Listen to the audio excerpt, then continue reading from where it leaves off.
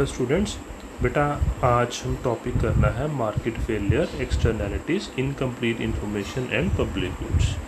हमने इस जो टॉपिक को दो पार्ट्स में डिवाइड किया था, है ना। जो फर्स्ट लेक्चर हमने इससे पहले शेयर किया था आपके साथ, उसमें हमने फर्स्ट लेक्चर में मार्केट फेलियर का मीनिंग डिस्कस किया था और कैसे और पढ़ा था कि किस ढंग से एक्सटर्नैलिटीज़ के कारण और इनकम्प्लीट इंफॉर्मेशन के कारण जो मार्केट है वो फेल हो जाती है। आज हमने पब्लिक गुड्स का डिस्कस करना है कि किस तरह से पब्लिक गुड्स के केस में मार्केट फेलियर हो जाती है। इसमें ब्रीफ में मैं मार्केट फेलियर का मीनिंग आपके साथ डिस्कस करूंगा कि मार्केट फेलियर होता क्या है। जब मार्केट जो है वो पेरेटो ऑप्टिमैलिटी को अचीव ना कर पाए, यानी कि जो ऑप्टिमल सिचुएशन है वो किसी कारण से अचीव ना हो सके, तो उसको हम कहते हैं मार्केट फेलियर। और ये मार्केट फेलियर पब्लिक गुड्स के केस में भी होता है। मार्केट फेलियर जो पब्लिक गुड्स होती है ना बच्चे, पब्लिक गुड्स के दो इम्पोर्टेंट फीचर हमने यहाँ पर डिस्कस करने हैं। पहला पब्लिक गुड का फीचर ये है कि these goods are non rival in consumption. Secondly इनका इम्पोर्टेंट फीचर होता है नॉन एक्सक्लूडियाबिलिटी का।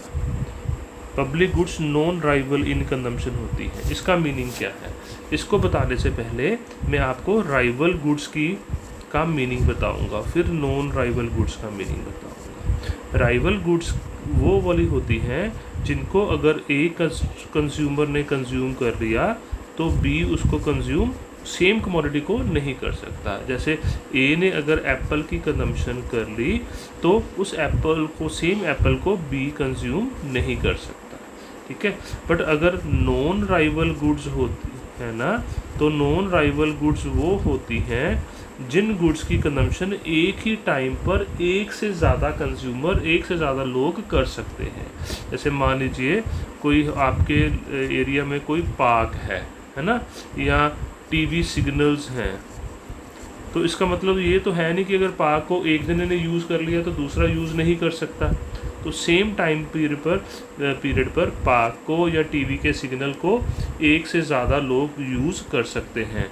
या आपके एरिया में कोई पोल्यूशन कंट्रोल प्रोजेक्ट गवर्नमेंट ने लगाया है जिससे पोल्यूशन फ्री एयर आती है, तो ये तो है नहीं कि अगर एक घर में वो एयर उन्होंने मतलब कुछ लोगों ने यूज़ कर ली तो दूसरे लोग उसको यूज़ नहीं कर सकते, ठीक है। तो ये पब्लिक गुड का पहला फीचर है कि they are non rival goods. National जो पार्क्स हैं, आपके एरिया में पार्क है, उस पार्क को एक से ज़्यादा लोग यूज़ कर सकते हैं। सेकेंडली पब्लिक गुड्स जो हैं वो नॉन एक्सक्लूडेबिलिटी इन नेचर होते हैं। मतलब जो लोग इनके लिए पे नहीं कर सकते उनको भी इनके यूज़ से नहीं रोका जा सकता, है ना। जैसे आपके एरिया में जो रोड्स हैं, रोड्स बनी हुई हैं, उसको हर कोई यूज़ कर सकता है, चाहे कोई टैक्स दे रहा है चाहे कोई टैक्स नहीं दे रहा, है ना।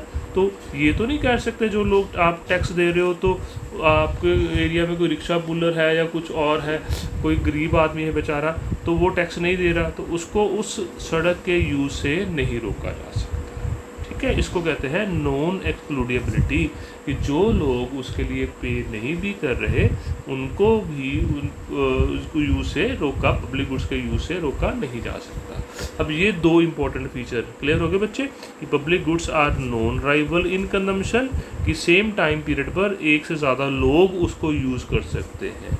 सेकेंडली नॉन एक्सक्लूडेबिलिटी, मतलब जो लोग इनके लिए पे नहीं भी कर रहे उनको भी इसके यूज़ से नहीं रोका जा सकता। तो इन दोनों फीचर के कारण पब्लिक गुड्स में फ्री राइडर की प्रॉब्लम्स आती हैं। फ्री राइडर्स की प्रॉब्लम आती है। फ्री राइडर्स क्यों आती है? फ्री राइडर्स का मीनिंग क्या है? फ्री राइडर्स मतलब कि लोग बिना कुछ पैसा दिए उसको राइड, यानी कि उसको यूज़ करना चाहेंगे, ठीक है। जैसे मान लीजिए आपके एरिया में रोड बननी है, आप लोग कहो कि हम लोग सारे मिलकर इस रोड को बनाएंगे, है ना। तो जो लोग, जो आपके एरिया के जो लोग नहीं पे कर रहे और कुछ लोग पे कर रहे हैं, तो हर कोई ये सोचेगा कि कॉमन रोड बननी है तो रोड तो बना ही देनी है गवर्नमेंट ने या किसी और ने बना रहे हैं, तो हम उसको फ्री में यूज़ करें। तो इस दो फीचर्स के कारण नॉन राइवल इन कंजम्पशन होती हैं पब्लिक गुड्स, दूसरा नॉन एक्सेसिबिलिटी के कारण फ्री राइडर्स की प्रॉब्लम आती है। और फ्री राइडर्स की प्रॉब्लम के कारण जो है वो पेरेटो ऑप्टिमैलिटी जो है वो अचीव नहीं हो पाती, इनएफिशिएंसी रह जाती है।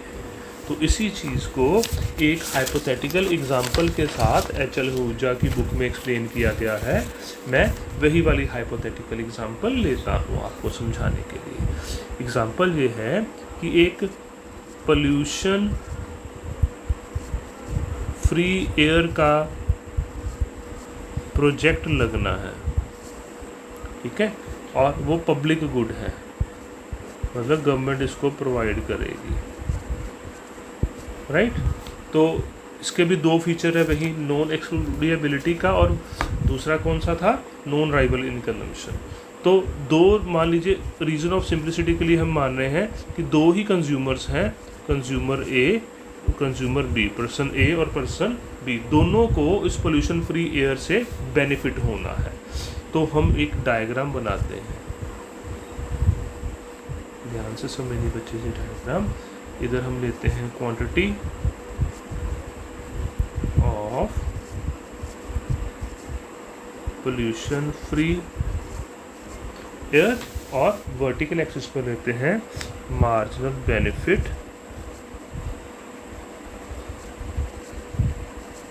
बेनिफिट प्राइस एंड कॉस्ट, ठीक है। तो उस पोल्यूशन फ्री एयर की कॉस्ट हमने कांस्टेंट मान ली, ये mc है, कांस्टेंट आ गई कॉस्ट इतनी, OH कांस्टेंट है। दो पर्सन है, एक पर्सन को मार्जिनल बेनिफिट का कर्व ये है, मार्जिनल बेनिफिट टू कस्टमर ए, ये नेगेटिव स्लोप का है कि जैसे जैसे और किसी चीज़ को यूज़ करेंगे उसके मार्जिनल बेनिफिट फॉल करेंगे। और बी को थोड़े से ज़्यादा मिल रहे हैं मार्जिनल बेनिफिट, मान लीजिए ये बी का मार्जिनल बेनिफिट कर्व है,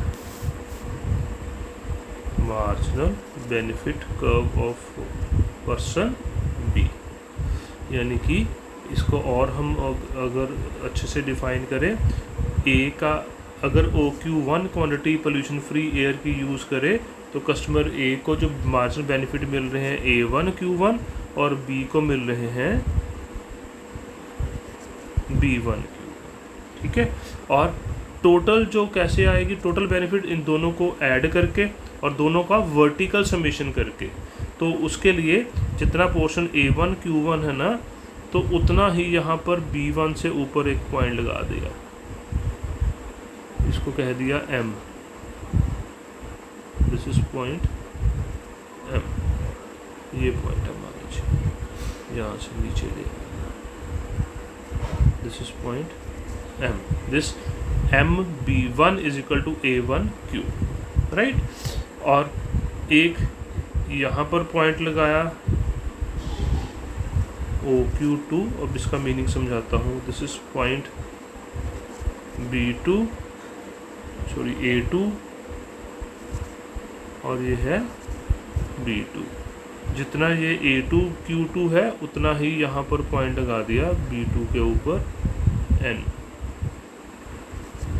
राइट।